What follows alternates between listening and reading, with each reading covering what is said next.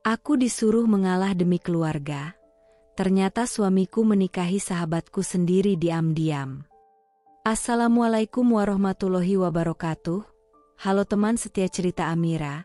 Seperti biasa jangan lupa absen dulu kalian dari kota mana aja nih, yang nama kotanya belum disebut, ataupun yang ingin berbagi kisah hidup yang pernah dialami, komen di bawah ya. Terima kasih untuk kalian semua yang udah komen dari Malang, Kudus, Sumatera, Trenggalek dan Sidoarjo. Bahkan ada yang dari luar negeri, seperti Kucing, Sarawak dan Dubai. Semoga yang udah komen dan subscribe diberi rizki yang berlimpah. Tanpa berlama-lama lagi langsung aja yuk, kita lanjut ke ceritanya.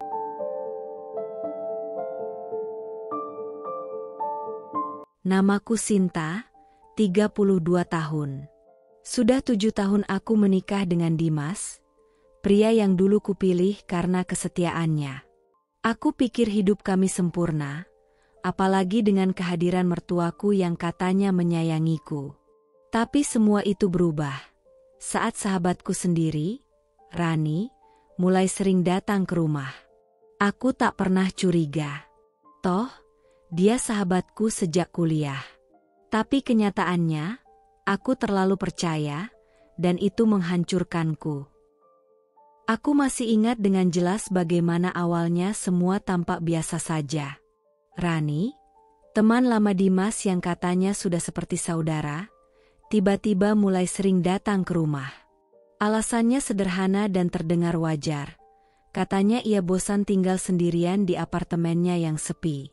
Tak ada suara, tak ada kehangatan. Hanya dinding-dinding dingin dan udara yang terlalu tenang, hingga membuat pikirannya sering melayang entah kemana. Di rumah kalian tuh, rasanya kayak hidup lagi, ujarnya suatu sore sambil tertawa renyah, duduk santai di sofa ruang tamu, kedua kakinya dilipat manis, tangannya menggenggam mug teh hangat pemberian ibu mertuaku. Ada suara, ada bau masakan, ada obrolan. Aku suka banget. Saat itu, aku hanya tersenyum kaku. Berusaha terlihat ramah meski di dalam dada, ada rasa tak nyaman yang mulai mengendap perlahan. Karena aku tahu, kedatangannya yang mendadak dan terlalu sering itu bukan hal yang lumrah. Hari ini dia datang. Besok datang lagi. Lusa, dia sudah di dapur sejak pagi, membantu ibu mertuaku mengulek sambal, tertawa-tawa kecil sambil menyanyikan lagu lawas. Dan anehnya, tak ada seorang pun yang keberatan. Tidak ibu mertuaku. Tidak pula Dimas, suamiku. Justru sebaliknya. Dimas terlihat lebih hidup setiap kali Rani hadir. Senyumnya lebih hangat, tawanya lebih lepas. Bahkan, mereka mulai sering duduk berdua di teras rumah saat senja turun, bercakap-cakap sambil menyeruput kopi buatan Rani sendiri. Aku tahu, karena aku melihatnya. Dari balik gorden, dari sela-sela pintu yang sedikit terbuka. Mereka terlihat begitu nyaman. Terlalu nyaman. Aku hanya menjadi bayangan. Aku berdiri di dapur, memotong bawang dengan tangan gemetar, menahan air mata yang ingin jatuh, pura-pura sibuk agar tidak terlihat terlalu terusik. Tapi dalam hati, Tuhan tahu, ada luka yang menganga perlahan. Luka yang tak berdarah tapi begitu nyata. Aku mulai merasa seperti tamu di rumahku sendiri. Rani lebih dulu menyapa ibu mertuaku saat pagi. Rani tahu letak semua alat dapur. Rani tahu kopi kesukaan Dimas. Bahkan dia tahu di mana letak kotak P3K di rumah kami, saat jari Dimas tergores sedikit oleh ujung seng saat membetulkan talang air. Ia yang menempelkan plester ke jari suamiku. Bukan aku. Dan Dimas, suamiku, tak pernah menunjukkan sedikitpun rasa canggung. Tak pernah mempertanyakan kenapa Rani datang terus-menerus, atau mengapa ia terlalu betah. Padahal, dulu dia selalu kesal jika ada tamu yang dianggap terlalu sering main. Dia pernah mengomel hanya karena adik sepupuku menginap 2 hari berturut-turut. Tapi pada Rani, ia tak pernah berkata apa-apa. Bahkan, ia tertawa saat Rani bercanda, ia menyimak saat Rani bercerita, ia menatap dengan mata yang tak lagi sama seperti saat menatapku. Dan yang paling menyesakan, aku tidak bisa berkata apa-apa. Aku tidak punya alasan yang cukup kuat untuk melarang. Aku tidak punya bukti apapun selain firasat yang makin hari makin tajam. Aku takut dituduh cemburu buta, paranoid, atau insecure. Aku takut jika aku berbicara, semua orang akan membela Rani, dan aku akan terlihat seperti istri yang terlalu posesif, tak punya hati. Jadi, aku menelan semuanya. Aku simpan kegelisahanku sendiri, seperti bom waktu yang kutahan-tahan agar tidak meledak. Aku tidur dengan dada sesak. Aku bangun dengan pikiran bercampur cemas dan curiga. Setiap kali mendengar suara motornya berhenti di depan rumah, aku merasa seperti ditampar kenyataan. Rumah ini tak lagi milikku sepenuhnya. Ada yang perlahan mengambil alih. Dan ia melakukannya tanpa harus memaksa, tanpa harus mengusir. Ia hanya hadir, terus-menerus, hingga keberadaannya menjadi kebiasaan. Dan aku hanya perempuan yang duduk di sudut ruangan, menonton semuanya terjadi, sambil berpura-pura kuat. Dulu, setiap pagi sebelum berangkat kerja, Dimas selalu mencium keningku. Bahkan di hari-hari kami bertengkar sekalipun, ia tak pernah lupa menyelipkan satu pelukan cepat dan senyum kecil sebelum menutup pintu rumah. Dulu, ia selalu memberiku kabar lewat pesan singkat, kadang hanya sekadar, "Sudah makan belum?" Atau, "Jangan kecapean ya, sayang." Tapi semua itu kini hanya tinggal kenangan yang samar. Seperti mimpi yang perlahan kabur saat mata mulai terbuka. Sekarang, dia lebih sering lupa pamit. Atau kalaupun pamit, hanya satu kalimat datar tanpa menoleh. Tidak ada pelukan. Tidak ada sentuhan. Tidak ada tatapan hangat yang dulu bisa menenangkan badai dalam dadaku. Setiap malam, tubuhnya tergeletak di sisi ranjang seperti beban mati. Saat kutanya, ia hanya menjawab pelan, "Aku capek." Kadang dia bilang pusing. Kadang sibuk. Kadang hanya diam sambil menatap layar ponselnya berjam-jam. Seperti dunia di dalam sana lebih penting daripada aku yang duduk di sampingnya. "Aku ngerti kok, kamu lagi banyak kerjaan," kataku suatu malam, mencoba tetap tenang walau hatiku hancur pelan-pelan. Balasnya singkat, tanpa menoleh, matanya masih menatap layar, jarinya sesekali mengetik sesuatu dengan cepat. Siapa yang dia ajak bicara malam-malam begini? Aku tidak tahu. Dan aku terlalu takut untuk bertanya. Aku mencoba mengerti. Aku berusaha memahami bahwa mungkin pekerjaan memang sedang menumpuk. Bahwa mungkin pikirannya sedang lelah. Tapi hatiku bukan batu. Setipis apapun empati yang bisa kutawarkan, tetap tak mampu membungkam suara kecil di dalam dada yang terus berbisik. Ada yang berubah. Ada yang menjauh. Dan perubahan itu bukan sekadar soal pekerjaan. Aku merasakannya saat dia mulai tak lagi menyentuhku. Tak lagi memelukku dari belakang saat aku memasak. Tak lagi menciumku tiba-tiba di pagi hari. Bahkan, cara dia memanggil namaku pun kini terdengar hambar, tanpa nada kasih, tanpa getaran rindu seperti dulu. Seolah aku hanyalah penghuni lain di rumah ini, bukan istrinya. Yang paling menyakitkan, ketika aku melihatnya di depan Rani. Wajah yang lelah dan penuh alasan untukku, tiba-tiba tampak bersinar saat melihat Rani datang. Tawanya meledak, matanya bercahaya. Bahkan bahunya yang tadinya turun karena kelelahan, tiba-tiba tegak saat Rani melontarkan candaan. Mereka berbagi cerita sambil menyeruput kopi di teras, kadang tertawa hingga membungkuk, kadang saling menyikut dengan akrab, seperti dua orang yang saling mengerti tanpa perlu banyak kata. Dan aku Aku menonton semuanya dari jendela dapur yang basah oleh embun malam dan air mataku sendiri. Setiap kali kulihat mereka tertawa, aku ingin bertanya, apa yang lucu? Kenapa hanya di hadapan perempuan lain, suamiku bisa terlihat hidup? Kenapa hanya dengan perempuan itu, dia bisa tertawa lepas? Padahal padaku, dia bahkan enggan bicara lebih dari 2 kalimat. Aku ingin berteriak. Ingin memeluknya dan bertanya, Dimas, apa aku masih berarti untukmu? Tapi lidahku keluh.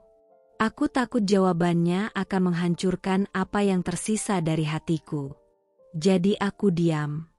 Lagi-lagi diam. Menjadi istri yang mencoba kuat, mencoba mengerti, mencoba tetap tersenyum saat menyajikan makan malam yang kini hampir tak pernah disentuh. Setiap malam, aku tidur di sisi ranjang yang dingin. Punggung kami saling membelakangi. Tak ada lagi, selamat malam, atau genggaman tangan di bawah selimut. Hanya kesunyian dan jeda panjang antara 2 orang yang pernah saling mencintai, tapi kini terasa seperti orang asing yang terjebak dalam rumah yang sama. Aku masih mencintainya, tapi aku mulai kehilangan caranya. Dan itu lebih menyakitkan dari apapun. Dulu, ibu mertua menyambutku dengan pelukan hangat di setiap pagi. Ia memanggilku, anak sendiri, sambil menepuk lembut punggungku, seperti benar-benar menerima kehadiranku di keluarganya. Katanya, aku menantu idaman, lembut, rajin, dan tahu cara menghormati orang tua. Aku percaya pada kata-katanya. Kupikir cinta dan penerimaannya tulus. Tapi rupanya, itu hanya berlaku selama semuanya tampak sempurna. Perlahan, semua berubah. Pelukan hangat itu tak lagi datang. Dan panggilan, anak, itu, kini hanya terdengar jika ada orang lain yang sedang mendengar. Entah sejak kapan tepatnya. Mungkin sejak Rani makin sering datang. Mungkin sejak rumah ini tak lagi terasa seperti rumah, melainkan panggung kecil tempat aku harus terus membuktikan bahwa aku layak ada di dalamnya. Yang jelas, ibu mulai mengkritikku.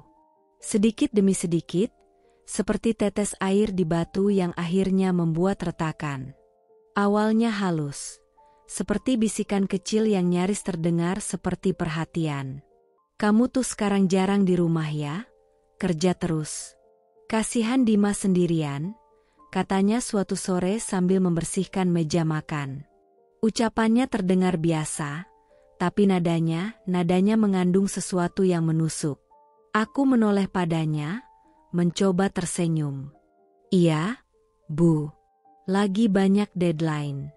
Tapi aku tetap sempatin masak dan bersih-bersih kok. Tapi senyumku tak dibalas. Hanya helaan napas, dan satu kalimat lain yang lebih tajam. Perempuan itu kodratnya jaga rumah, bukan cari uang kayak laki-laki. Hatiku tercekat. Aku tak tahu harus menjawab apa. Aku sudah berusaha menjadi istri yang baik. Bangun pagi, menyiapkan sarapan, mengurus rumah meski lelah bekerja. Tapi kenapa tiba-tiba semuanya terasa salah? Lalu sindiran-sindiran lain pun mulai bermunculan.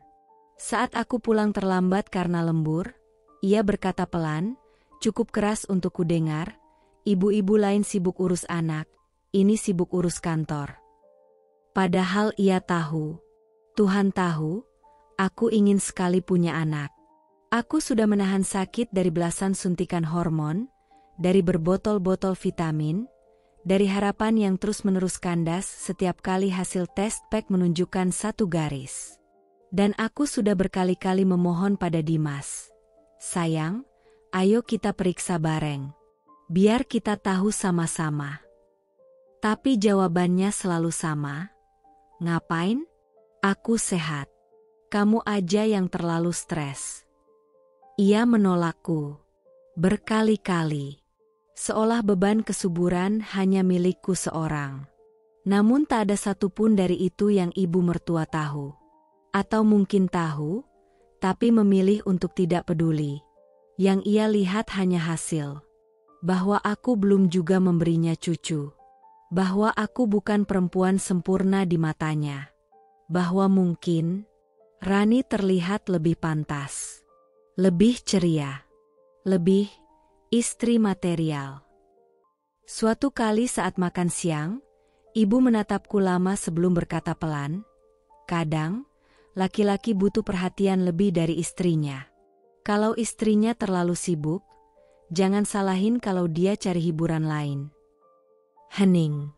Sendokku terhenti di atas piring. Dimas diam.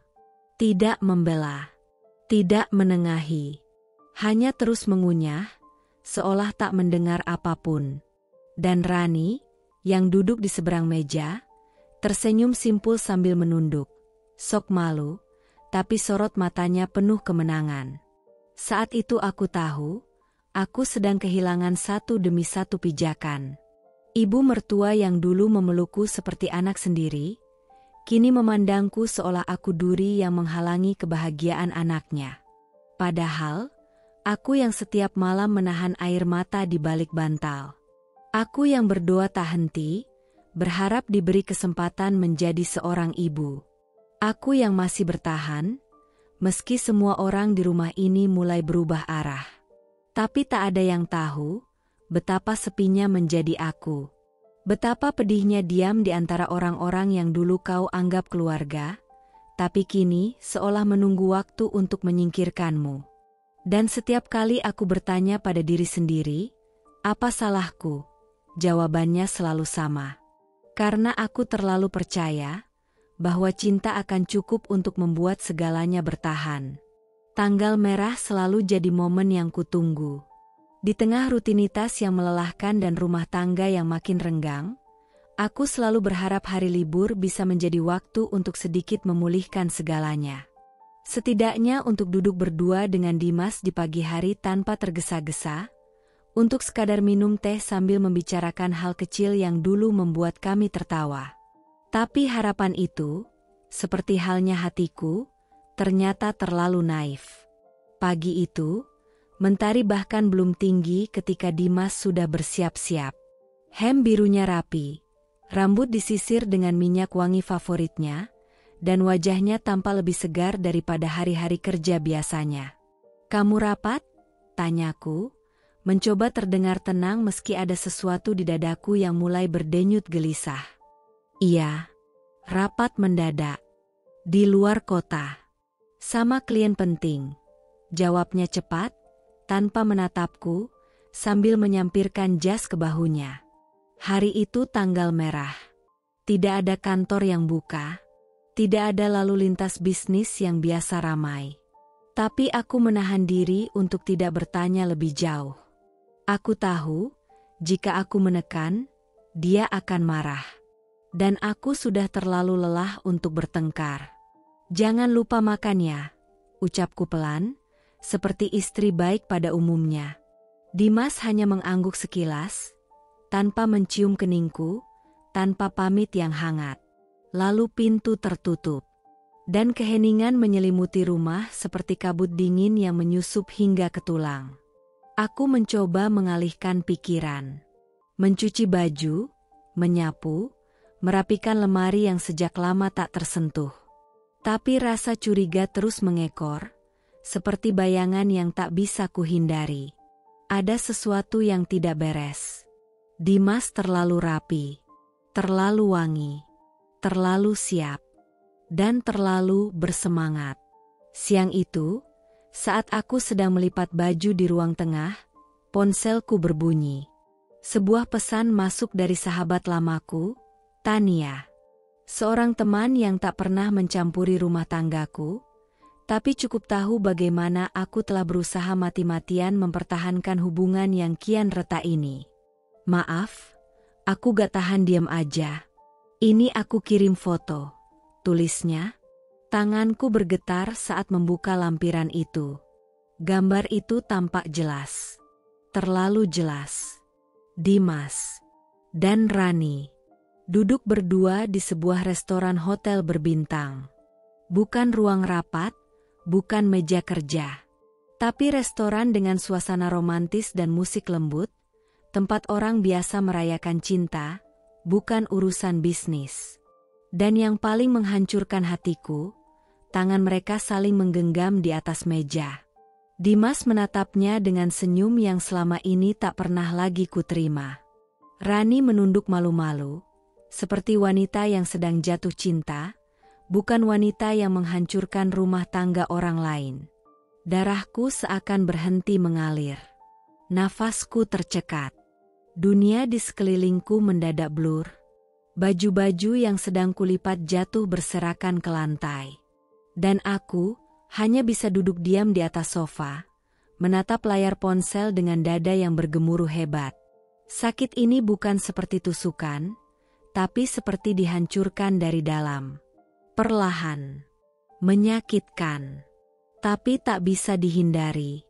Tanganku gemetar hebat. Kepalaku pusing. Hatiku, remuk tak bersisa. Aku ingin menjerit. Ingin menghancurkan sesuatu. Ingin menelepon Dimas dan berteriak. Kenapa? Kenapa kamu hancurkan semua ini setelah semua perjuangan kita? Tapi yang kulakukan hanya duduk terpaku. Memandang layar ponsel itu berkali-kali, berharap foto itu salah. Bahwa mungkin itu hanya ilusi. Tapi tidak. Baju Dimas. Jam tangannya. Senyum khasnya. Semuanya nyata. Dan kenyataan itu jauh lebih menyakitkan dari mimpi buruk manapun. Tangis akhirnya pecah. Isakku memenuhi ruang tamu. Tapi tak ada yang peduli. Tidak Dimas. Tidak ibu mertua. Tidak siapapun. Aku menangis sendirian, dalam rumah yang kini terasa terlalu besar, terlalu asing, dan terlalu sunyi. Aku sudah lama mencium aroma pengkhianatan itu. Tapi hari ini, aku melihatnya dengan mataku sendiri. Tak bisa lagi kutepis. Tak bisa lagi kuingkari. Tanggal merah yang seharusnya jadi hari untuk istirahat dan kebersamaan, berubah menjadi hari ketika semua kepura-puraan terbongkar. Hari ketika hatiku patah dengan suara yang tak terdengar oleh siapapun. Malam itu, angin berdesir lembut di luar jendela. Tapi di dalam rumah, hatiku bergemuruh hebat. Rasa sesak yang kutahan sejak siang kini menumpuk di dada, seperti petir yang menunggu waktu untuk meledak. Aku duduk di ruang tamu dengan gelisah, menatap layar ponsel yang memajang foto yang tak pernah kuinginkan. Dimas, suamiku, dan Rani, perempuan yang dulu kupanggil sahabat, duduk berdua dengan tangan saling menggenggam. Senyum mereka tulus. Terlalu tulus untuk orang yang mengaku hanya teman. Waktu berlalu pelan. Detik terasa seperti menit, dan menit terasa seperti jam. Suasana rumah begitu sunyi, hanya suara detak jam di dinding yang terdengar, seakan menertawakan ketidakberdayaku. Aku menunggu, memutar ulang skenario berkali-kali di kepala, apa yang harus kukatakan, bagaimana aku harus bertanya, bagaimana aku bisa tetap tenang saat hatiku porak-poranda. Jam 10 malam, suara deru mobil terdengar di depan rumah. Tak lama, pintu dibuka. Dimas masuk, dengan wajah biasa-biasa saja. Tak ada jejak rasa bersalah, tak ada tanda bahwa dia tahu rumah ini sedang menunggu sebuah penjelasan. Ia melepas sepatunya pelan, menyampirkan jas ke sandaran kursi, lalu berjalan begitu saja menuju dapur. Aku berdiri. Jantungku berdegup kencang, seperti genderang perang. Suara yang keluar dari mulutku pun nyaris bergetar. Dimas, aku mau bicara. Dia berhenti sejenak, menoleh dengan alis sedikit terangkat, lalu bersandar di ambang pintu. Bicara soal apa? Aku capek. Sin. Seharian di luar kota. Aku menatapnya lekat-lekat. Kamu capek karena rapat? Tanyaku pelan. Dia mengangguk tanpa menatapku. Aku menghela napas panjang, lalu menyerahkan ponselku. Kalau rapat, kenapa bisa ada foto ini? Wajahnya berubah. Tapi bukan menjadi pucat karena tertangkap basah. Justru matanya menyala, suaranya meninggi. Apa-apaan ini? Kamu nyuruh orang ngawasin aku sekarang? Aku terguncang. Enggak, teman aku lihat kamu secara gak sengaja. Dia kaget, karena kamu bilang keluar kota, tapi ternyata makan berdua sama Rani di restoran hotel. Ya ampun, Sinta, kamu ini keterlaluan. Ia menepis tanganku kasar. Rani itu teman kamu juga, teman kita dari dulu. Masa kamu mikirnya sejauh itu? Kamu tuh terlalu sensitif. Suara Dimas menggema, membelah keheningan rumah. Tapi tak sempat aku menjawab, tiba-tiba terdengar langkah dari balik tirai ruang tengah. Ibu mertua muncul, wajahnya tegang, tapi bukan untuk membelaku, melainkan untuk menambah beban. Sinta, kamu jangan terlalu ngejar-ngejar Dimas. Suami itu gak suka dikekang. Kamu harus bisa mengalah. Harus tahu kapan harus diam. Laki-laki kalau ditekan terus, ya bisa capek. Bisa nyari tempat lain buat tenang. Aku terpaku. Mulutku menganga, tapi tak ada suara yang keluar. Kata-katanya seperti tamparan beruntun, membuat seluruh tubuhku bergetar. Aku menatap ibu mertua dengan mata yang mulai basah. Bu, jadi sekarang saya yang salah? Saya yang dikhianati, tapi saya juga yang harus minta maaf. Ibu mertua mengangkat bahu seolah tak peduli. Rani itu baik, sopan, gak pernah bikin masalah.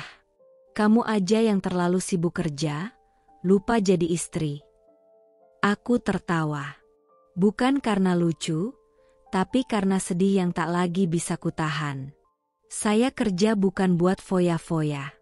Saya kerja buat bantu keluarga ini. Dan kalau soal jadi istri, saya mungkin gak sempurna, tapi saya berusaha. Saya yang bangun paling pagi. Saya yang ngurus rumah. Saya yang berdoa setiap malam, berharap rumah tangga ini bisa diselamatkan. Dimas memalingkan wajah. Ia tak berkata apa-apa. Tak membela. Tak menenangkan. Ia hanya berdiri diam di sana, seperti lelaki yang tak mengenal luka yang baru saja ia ciptakan. Air mata mulai jatuh tanpa izin. Aku melangkah ke kamar, meninggalkan dua orang yang dulu kucintai dan kuhormati. Tapi malam itu, keduanya berubah menjadi hakim tanpa hati. Di kamar, aku terduduk di ujung ranjang. Tanganku menutup wajah, bahuku terguncang oleh isak yang akhirnya tak bisa kubendung. Aku bertanya pada diriku sendiri, pada Tuhan, pada takdir, pada semua yang mungkin mendengar. Apa aku seburuk itu? Apa aku pantas diperlakukan seperti ini hanya karena aku berani bertanya? Karena aku ingin setia dibalas dengan setia? Tapi malam itu, tak ada jawaban. Hanya keheningan. Dan tangis yang menyayat, dalam ruang yang seharusnya menjadi tempatku berlindung, tapi kini menjadi saksi bahwa cinta bisa berubah menjadi penghakiman, yang menyisakan aku sebagai satu-satunya terdakwa. Langit sore hari itu mendung. Gerimis kecil menari-nari di kaca mobil saat aku berhenti di depan rumah Rani. Entah kenapa, hari itu aku merasa harus datang. Mungkin karena ingin membuktikan bahwa aku masih bisa berpikir waras, bahwa aku tak boleh larut dalam curiga. Atau mungkin, aku hanya sedang mencoba menggenggam sesuatu yang perlahan-lahan terasa lepas dari genggaman. Kepercayaanku pada orang-orang yang paling dekat. Aku membawa sekotak makanan hangat. Niatku sederhana, sekadar berbuat baik. Menunjukkan bahwa aku tidak seburuk yang mereka pikirkan. Bahwa aku masih ingin percaya. Bahwa aku masih ingin menjadi istri yang mampu memaafkan, meski hatiku hampir habis disayat pengkhianatan. Pintu rumah Rani tidak terkunci. Aku sempat mengetuk, tapi tidak ada jawaban. Kumasuki rumah itu pelan, sambil memanggil namanya. Rani, ini aku, Sinta. Aku cuma mau ngantar makanan. Tak ada jawaban. Suasana rumah sunyi, hanya suara jam dinding yang terdengar di ruang tamu. Seperti terpanggil oleh rasa penasaran yang mendalam, langkahku terarah sendiri menuju kamar Rani. Pintu sedikit terbuka, tirai melambai tertiup angin. Ruangan itu rapi. Terlalu rapi untuk seseorang yang katanya sering merasa kesepian. Aku meletakkan kotak makanan di meja kecil di dekat tempat tidur. Tapi saat hendak berbalik pergi, mataku tertumbuk pada sebuah laci yang terbuka sedikit. Selembar kertas tampak menyembul di antara tumpukan map coklat. Awalnya aku ingin berpaling. Tapi sesuatu di dalam hatiku menjerit. Lihatlah. Kau sudah terlalu lama dibohongi. Lihatlah, sebelum semuanya hancur lebih jauh. Dengan tangan gemetar, aku menarik map itu perlahan. Kertas itu bukan sembarang surat. Ada kop kantor KUA di bagian atasnya. Dan saat mataku menelusuri isinya, jantungku seperti meledak di dalam dada. Akhirnya kita menikah juga, Mas. Terima kasih sudah memilihku. Aku janji jadi istri terbaikmu. Aku tahu kita harus sabar sampai semua siap terbuka. Tapi aku yakin, kita akan bahagia. Rani. Di bawah tulisan tangan Rani yang rapi, ada sesuatu yang membuat napasku tercekat, tanda tangan Dimas. Dan di sudut kiri bawah, tercetak jelas nama seorang penghulu serta tanggal yang belum lama berlalu. Aku terduduk. Seluruh tubuhku gemetar. Surat itu adalah bukti pernikahan. Dimas telah menikah lagi. Dengan Rani. Diam-diam. Di belakangku. Tanpa sepatah kata pun. Tanpa peringatan. Tanpa percakapan. Dan yang lebih menghancurkan, mereka melakukannya saat aku masih tidur sekamar dengan Dimas. Saat aku masih memasak untuknya. Masih mencuci bajunya. Masih menunggu pelukannya setiap malam. Tanganku mengepal. Mataku buram oleh air mata yang tak bisa lagi kutahan. Aku merasa seperti disayat dari segala arah. Ternyata bukan aku yang terlalu curiga. Bukan aku yang berlebihan. Bukan aku yang terlalu sensitif. Seperti kata Dimas. Bukan aku yang tak tahu diri. Seperti kata ibu mertua. Aku hanya terlalu percaya. Dan itu kesalahan paling fatalku. Aku berdiri dengan kaki yang limbung. Surat itu tetap di tanganku. Tergenggam erat, seolah menjadi saksi bisu dari kematian pernikahanku sendiri. Rumah Rani yang dulu terasa hangat dan bersahabat, kini berubah menjadi ruang pengkhianatan. Setiap dindingnya menyimpan rahasia yang tak pernah ingin ku dengar. Setiap furnitur di dalamnya kini menjijikkan di mataku. Saat aku keluar dari rumah itu, langit benar-benar menangis. Hujan turun deras, seolah alam pun ikut merasakan luka yang mengoyak hatiku. Aku berdiri di bawah hujan, tanpa payung, tanpa pelindung. Tapi rasa basah di tubuhku tak sebanding dengan perih yang merobek jiwaku. Aku bertanya dalam hati, kenapa harus dia? Kenapa Rani? Perempuan yang kupanggil sahabat. Perempuan yang kubukakan pintu rumah. Perempuan yang aku biarkan dekat dengan suamiku, karena aku tak ingin dianggap cemburu buta. Dan Dimas, lelaki yang dulu bersumpah akan menjagaku, kini bahkan tak bisa menjagaku dari rasa dihancurkan oleh pilihannya sendiri. Malam itu, aku tak tidur. Aku hanya duduk di tepi ranjang, memegang surat itu di pangkuanku. Kertas putih dengan tinta yang membunuh harapan, perlahan meremukan sisa-sisa hati yang dulu pernah percaya bahwa cinta bisa bertahan jika kita cukup setia. Pagi itu langit mendung. Tapi tak sekelam hatiku yang bergetar hebat saat menggenggam surat pernikahan itu, bukti pengkhianatan yang tak terbantahkan.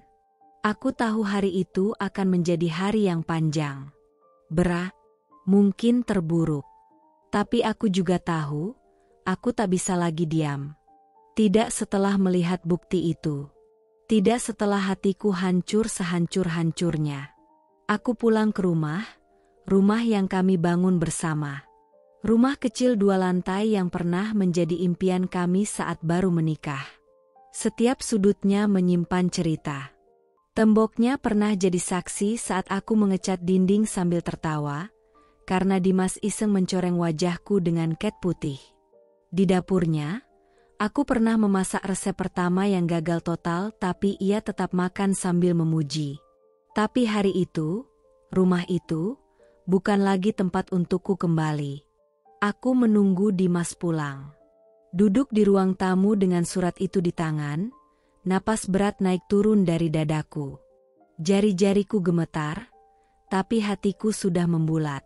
Aku tak bisa terus bertahan dalam rumah yang menjadi neraka sunyi. Aku ingin kebenaran. Atau setidaknya, kejujuran. Dimas pulang sekitar pukul 7 malam. Ia membuka pintu dengan raut wajah datar, seperti hari-hari sebelumnya. Tapi kali ini, aku tidak akan membiarkan semuanya berlalu begitu saja. Dimas, ucapku, menatapnya lurus-lurus. Ia berhenti sejenak, lalu menghela napas. Apalagi?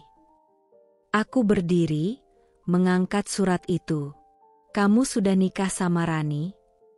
Tatapannya kosong, lalu perlahan berubah dingin. Ia tidak kaget, tidak menyangkal, tidak berdalih. Dari mana kamu dapat itu? Tanyanya datar. Bukan itu intinya. Suaraku mulai bergetar. Intinya, kamu menikah lagi. Di belakang aku. Tanpa bicara. Tanpa izin. Tanpa bahkan minta maaf. Dan yang keluar dari mulutnya justru kalimat yang seperti menusuk langsung ke jantungku. Kita udah lama dingin. Sinta, kamu sibuk kerja. Rumah ini sepi. Aku capek. Aku butuh istri yang bisa memberiku keturunan. Aku mundur 1 langkah. Rasanya seperti ditampar keras. Nafasku tercekat. Jadi ini salahku? Tanyaku nyaris berbisik. Kamu selingkuh. Kamu nikah lagi, dan kamu masih merasa benar. Dimas mengangkat bahu. Kamu tahu sendiri. Kita gak punya anak. Kamu gak pernah sempatin waktu buat periksa bareng.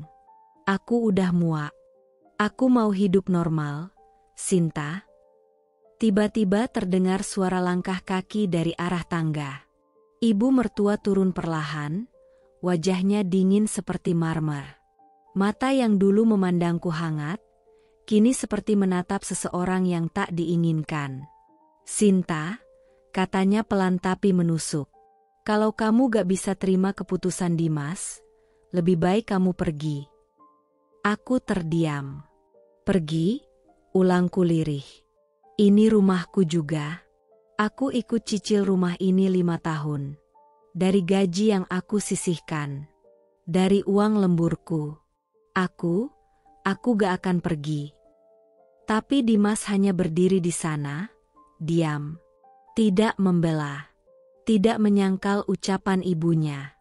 Tidak menunjukkan bahwa aku masih punya tempat. Rumah ini atas nama Dimas, kata ibu mertua. Dan dia sudah punya istri baru. Kamu hanya menyulitkan. Hatiku benar-benar hancur. Aku menatap mereka, 2 orang yang pernah aku sebut keluarga. 2 orang yang dulu kupeluk dalam doa setiap malam. Kini berdiri bersatu untuk menyingkirkanku. Dan Dimas tetap diam. Tak ada satu kata pun keluar darinya. Tak ada, jangan. Tak ada, maaf. Tak ada, bertahanlah. Saat itu aku tahu, aku telah benar-benar sendirian. Aku berjalan pelan ke kamar. Mengemasi barang-barangku dengan tangan bergetar. Hanya koper kecil yang kubawa. Sisa hidupku yang dulu kutanam di rumah ini, diambil dariku tanpa ampun. Semua foto kami bersama sudah tak ada di dinding. Semua kenangan mereka bunuh dengan keputusan yang tak pernah ku ketahui. Saat aku keluar dari rumah itu, langit sudah gelap. Udara malam dingin menusuk ke tulang. Aku tidak tahu akan kemana. Aku tidak tahu bagaimana melanjutkan hidup. Tapi yang aku tahu pasti adalah, aku baru saja diusir dari rumahku sendiri. Rumah yang kubangun dengan cinta, dengan kerja keras, dengan air mata, dengan pengorbanan. Kini, aku tak punya rumah, tak punya suami, tak punya keluarga di sisiku. Yang tersisa hanyalah aku. Dan luka yang menganga begitu lebar, tak bisa ditambal oleh apapun. Aku meninggalkan rumah itu hanya dengan satu koper kecil dan dada yang sesak oleh luka. Tak ada tempat tujuan, tak ada pelukan yang menanti. Hanya langit malam yang dingin dan jalanan yang terasa begitu asing. Dalam sekali hentakan, dunia yang telah kupertahankan selama bertahun-tahun runtuh tanpa sisa. Akhirnya, aku menemukan kamar kos kecil di gang sempit dekat kantor. Kamar itu sempit, dindingnya tipis, dan jendela kayunya berderit kalau disentuh angin. Tak ada furnitur mewah. Hanya kasur tipis, meja kecil dari kayu yang catnya mulai mengelupas, dan cermin kusam di dekat pintu. Tapi di ruang sesempit itu, aku mencoba mengumpulkan keping-keping diriku yang berserakan. Malam-malam pertama di kos itu adalah malam paling sunyi dalam hidupku. Tak ada suara tawa, tak ada percakapan. Hanya detak jam dan suara isaku yang menyatu dengan dinginnya udara. Di bawah lampu temaram, aku menangis diam-diam. Bantal tipis itu menjadi saksi air mata yang tak berhenti mengalir. Aku menangisi semuanya. Menangisi kepercayaan yang dikhianati. Menangisi rumah yang kurancang dengan impian, tapi dirampas begitu saja. Menangisi cinta yang kuberikan sepenuh hati, tapi dibalas dengan pengusiran. Dan lebih dari semua itu, aku menangisi diriku sendiri. Perempuan yang selama ini menunduk, bertahan, memaklumi, dan berharap tanpa pernah dihargai. Di siang hari, aku tersenyum palsu di kantor. Kututupi mata bengkakku dengan make-up tipis dan alasan bahwa aku kurang tidur. Aku bekerja seperti biasa, menyelesaikan tugas-tugas dengan otomatis, seakan tubuhku berjalan sendiri sementara jiwaku masih tersesat entah di mana. Tak banyak yang tahu bahwa tiap pulang kerja, aku akan duduk diam di pojok kamar sambil memeluk lutut. Menangis sepuasnya hingga tubuhku lemas. Hingga suatu malam, saat semua emosi mencapai titik yang paling dalam, aku berdiri di depan cermin kecil itu. Kutatap bayangan diriku sendiri. Wajahku tampak asing. Kusam. Lelah. Mata sembab. Rambut kusut. Pakaian seadanya. Tapi yang paling mencolok bukan penampilanku, melainkan sorot mataku yang kosong. Tak ada api di dalamnya. Tak ada cahaya. Yang ada hanya perempuan yang hancur, dan belum tahu bagaimana memulai kembali. Lama aku menatap diri sendiri. Hening. Sunyi. Lalu, entah kekuatan dari mana, air mataku berhenti. Aku menyentuh kaca itu, jari-jari gemetar. Dan untuk pertama kalinya sejak hari aku diusir, aku berbicara pada bayangan itu. Cukup, Sinta. Kau sudah cukup menangis. Kau sudah cukup menderita. Kau mungkin patah, tapi kau belum hancur.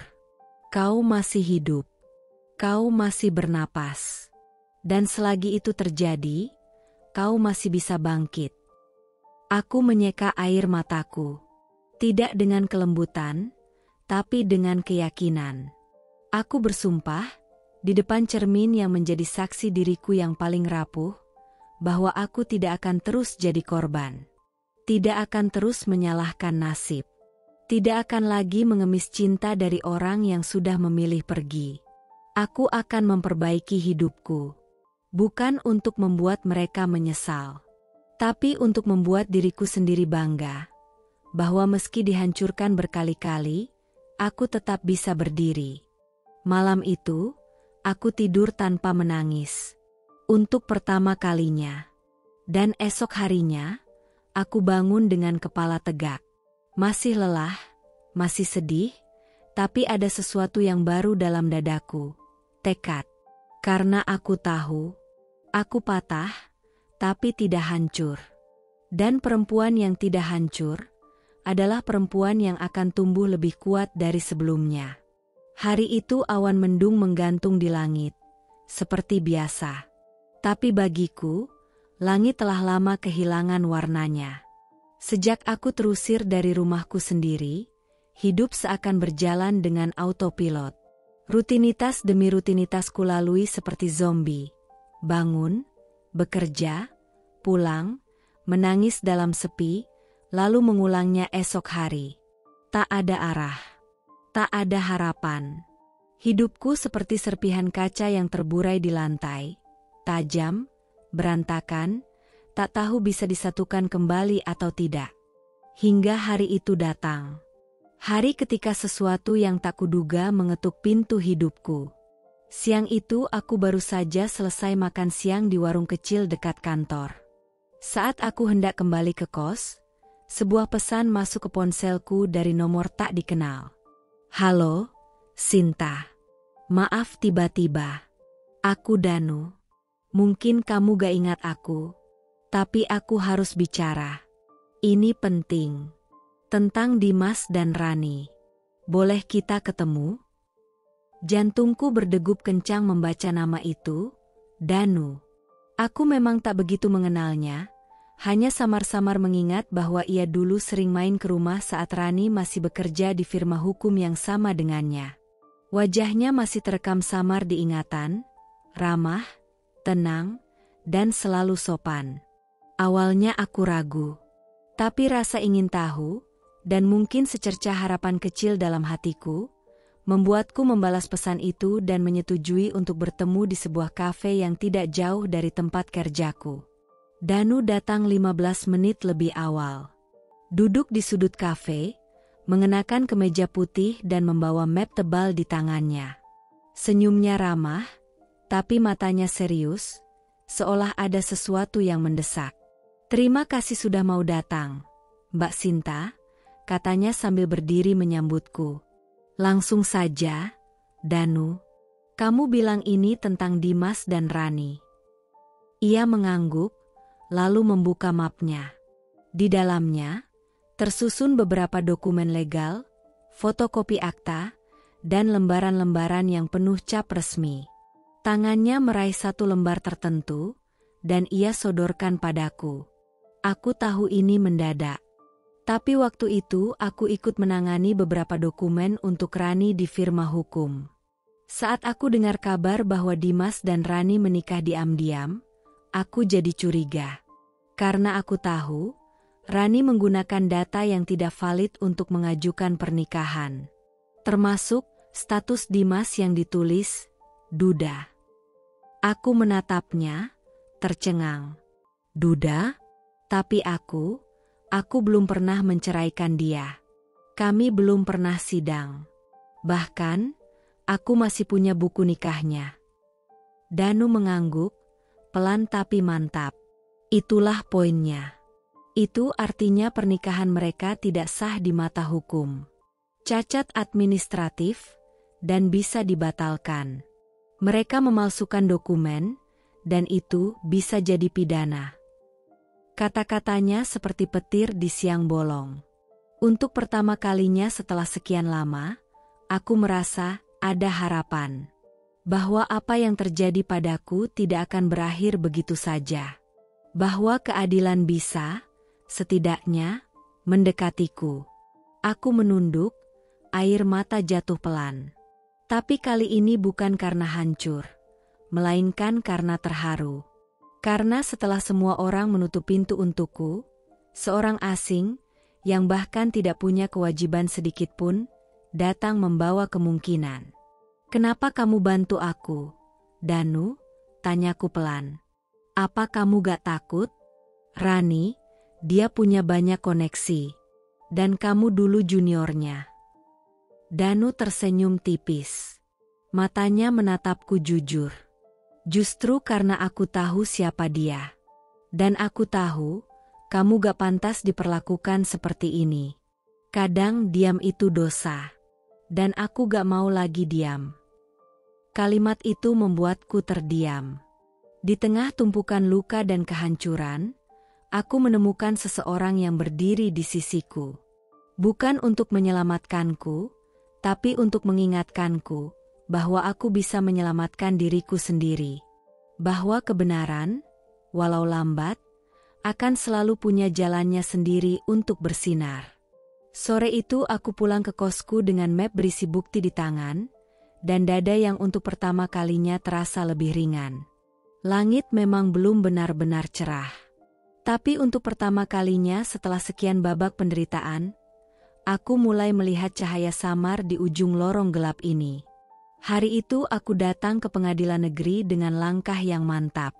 Tidak lagi dengan kepala tertunduk, atau mata sembab oleh tangis. Di sebelahku berjalan Danu, tegas, tenang, dengan map penuh bukti di tangannya.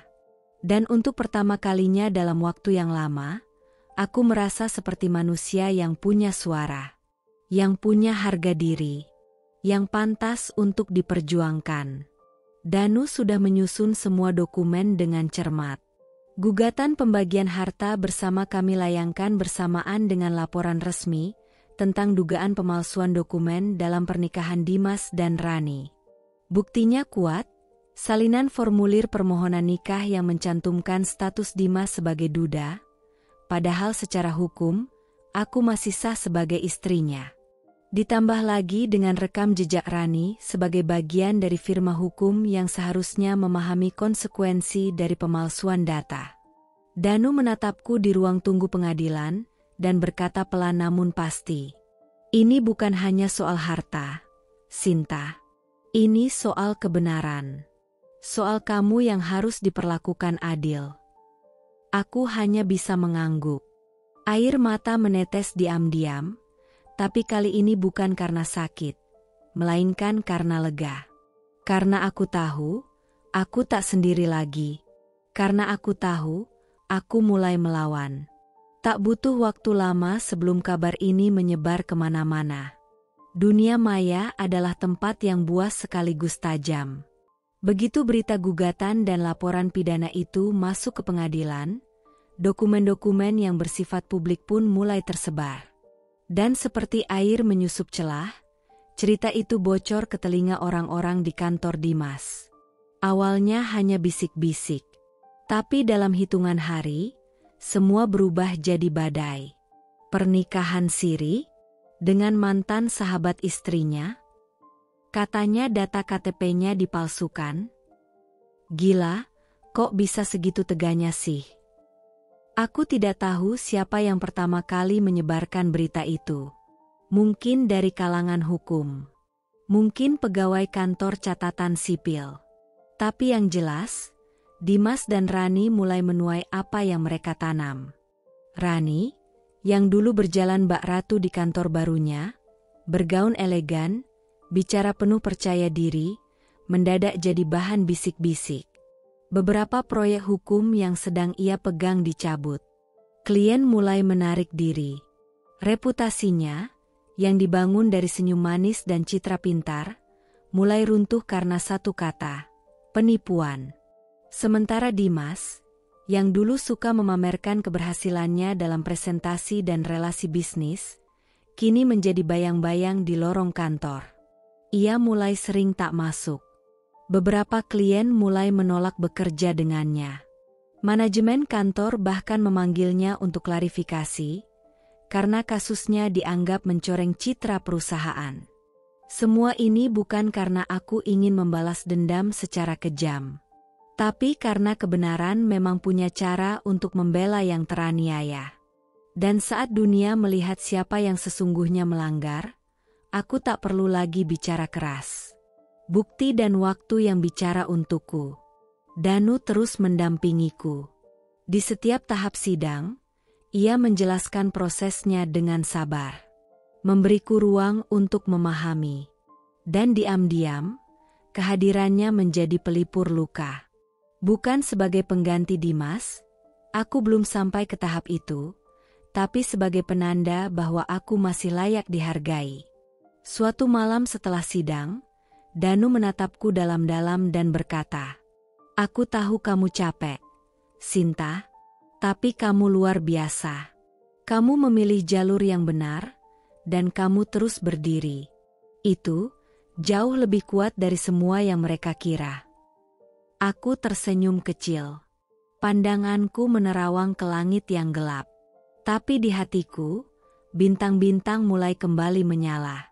Aku tahu, ini belum akhir. Masih panjang jalannya. Tapi setidaknya, sekarang aku tidak lagi menjadi perempuan yang diam. Aku adalah perempuan yang disakiti, tapi menolak dikubur oleh luka.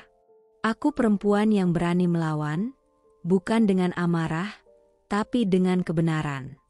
Dan dunia kini mulai melihat siapa yang sebenarnya hancur, karena kesalahannya sendiri. Matahari belum tinggi saat ponselku berdering. Nomor tak dikenal. Untuk sesaat, aku ragu menjawab. Tapi naluriku berkata, "Angkatlah." Dan benar saja. Begitu kudengar suara di seberang, jantungku berdetak lebih cepat. "Sinta, ini aku, Rani." Suara itu lirih, berbeda dari nada bicara yang pernah kukenal dulu. Bukan lagi Rani yang percaya diri, yang melenggang anggun seolah dunia ada di telapak tangannya. Kali ini suaranya bergetar, penuh kecemasan, penuh ketakutan. "Aku tahu kamu pasti marah, aku tahu aku salah besar, tapi tolong, Sin. Tolong, aku mohon cabut laporan itu.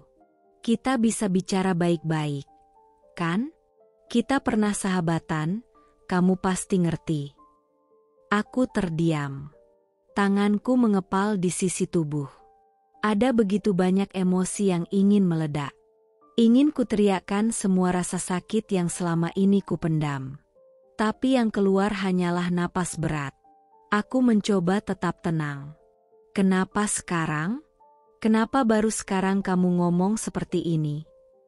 Dia terdengar menarik napas di seberang. Karena semuanya mulai kacau. Firma tempatku kerja mulai menyelidiki. Klienku kabur.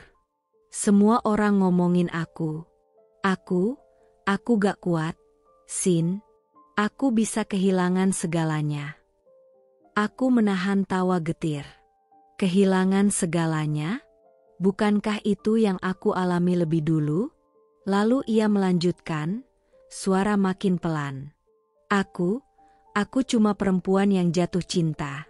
Sinta, aku gak pernah niat nyakitin kamu. Semua ini karena Dimas. Dia yang janji, dia yang minta aku nurut. Dia bilang, kamu gak bisa kasih dia keturunan, kamu sibuk kerja, dan dia merasa kesepian. Aku percaya dia, Sin. Aku pikir aku hanya menolong. Kata-katanya menyayat, tapi juga memuakan. Menolong? Menghancurkan rumah tangga orang bukanlah pertolongan. Itu adalah pengkhianatan yang dibungkus dengan pembenaran. Aku menarik napas panjang, lalu berkata dengan suara pelan tapi tajam. Aku dulu anggap kamu saudara, Rani. Aku bukakan pintu rumahku. Kamu makan di meja makanku. Kamu duduk di samping suamiku, dan aku percaya. Tapi sekarang, kamu minta aku memaafkan, hanya karena kamu mulai menerima akibat dari perbuatanmu. Dia terdiam. Tak ada jawaban. Hanya suara isaknya yang mulai terdengar samar-samar. Aku melanjutkan, kali ini dengan lebih tegas. Aku tidak sekejam itu, Rani, tapi aku juga tidak sebodoh dulu. Luka ini terlalu dalam untuk diseka dengan air mata yang terlambat. Kalau kamu takut kehilangan pekerjaan, takut dihina orang, itu konsekuensi. Bukan kutukan. Itu harga dari pilihanmu. Ia mulai menangis. Aku menyesal. Sungguh. Aku menutup mata. Dulu mungkin aku akan luluh. Dulu aku adalah perempuan yang selalu mencoba memahami, selalu mencari alasan untuk memaafkan. Tapi perempuan itu sudah mati. Dikubur oleh pengkhianatan yang mereka lakukan bersama. Rani, ucapku perlahan. Kalau kamu benar-benar menyesal, maka tanggunglah akibatnya dengan kepala tegak. Seperti aku dulu, saat kalian hancurkan hidupku tanpa ampun. Aku menekan tombol, akhiri panggilan, dan membiarkan sunyi kembali merayapi ruang kosku. Tapi kali ini, sunyi itu tak lagi mengandung luka. Ada kekuatan di baliknya. Ada kelegaan. Karena hari itu, aku tahu satu hal. Rani bukan lagi sosok yang kuat. Dia rapuh. Karena topengnya mulai runtuh. Dan aku justru makin berdiri tegak. Hidup memang seperti roda. Dan kadang, roda itu berputar bukan hanya untuk mengangkat yang di bawah, tetapi juga untuk menjatuhkan yang selama ini tinggi karena keangkuhan dan kebohongan. Aku tahu kabar itu dari rekan lama Dimas, yang tanpa sengaja bertemu denganku di lift kantor pengadilan. Ia tak menyapa dengan nada menghina, tidak juga menuding atau menyudutkanku. Justru nada suaranya penuh simpati. Dimas, sudah gak kerja di sana? Mbak, dipecat. Langsung dari pusat. Aku hanya diam. Tapi dalam hatiku, ada getar aneh yang tak bisa kudefinisikan. Bukan senang. Bukan puas. Tapi semacam kelegaan dingin. Karena akhirnya, kebenaran menagih harganya. Beberapa hari kemudian, berita itu menyebar ke banyak lingkaran. Dimas, mantan manajer senior di salah satu perusahaan investasi ternama, resmi diberhentikan karena terbukti terlibat dalam kasus pemalsuan dokumen sipil. Skandal yang awalnya mereka kira bisa disembunyikan rapi, akhirnya mencuat ke permukaan dan mengguncang kredibilitas perusahaan. Pihak HRD mengeluarkan pernyataan tertulis, menjaga nama baik, katanya, tapi isinya jelas. Perusahaan tidak mentoleransi segala bentuk tindakan hukum yang melanggar etika dan kejujuran. Saudara Dimas AP resmi diberhentikan terhitung sejak keputusan ini dikeluarkan. Rumah itu, rumah tempat aku dulu menanam banyak kenangan, yang kini lebih banyak lukanya daripada tawa, akhirnya dijual. Tapi bukan untuk mulai hidup baru, melainkan untuk membayar biaya hukum mereka yang semakin membengkak. Aku mendengar kabar bahwa beberapa pengacara menolak mendampingi kasus mereka karena konflik etik. Sementara Rani, yang tadinya punya akses jaringan hukum cukup luas, mulai dijauhi rekan-rekannya. Mereka tak ingin reputasi rusak karena berafiliasi dengan perempuan yang kini dijuluki istri kedua tak sah. Rumah yang dulu kami cicil selama 5 tahun itu, dengan impian, dengan perjuangan, dengan lembur dan hemat demi setiap ubin dan dindingnya, telah dijual. Nilainya jatuh, karena terlalu cepat dijual. Mereka butuh uang. Mereka butuh napas. Dan sekarang, kabarnya, Dimas dan Rani tinggal di sebuah rumah kontrakan sempit di pinggiran kota. Bukan perumahan elit seperti dulu, tapi gang sempit, rumah petakan berjejeran, yang kalau hujan airnya masuk dari sela jendela, dan suara tetangga bisa terdengar dari balik tembok tipis. Danu, yang selalu tenang, mengabarkan hal ini dengan kalimat sederhana, tapi penuh makna. Mereka mulai membayar, Sinta. Alam tahu kemana keadilan harus berpihak. Aku tidak tersenyum, tidak tertawa, tidak bersorak. Karena ini bukan tentang balas dendam, tapi tentang melihat keadilan bekerja tanpa harus mengotori tanganku. Ini tentang melihat orang yang menyakitiku, akhirnya berhadapan dengan cermin hidup yang tak bisa lagi mereka hindari. Aku duduk di kos kecilku malam itu, menatap langit yang mulai cerah. Jendela kamarku terbuka, angin berhembus masuk perlahan. Di tangan kiriku, secangkir teh hangat. Di tangan kananku, dokumen pembagian harta Gonogini yang baru saja ditandatangani hakim. Resmi. Sah. Aku tak lagi punya ikatan dengan Dimas. Bukan sebagai istri.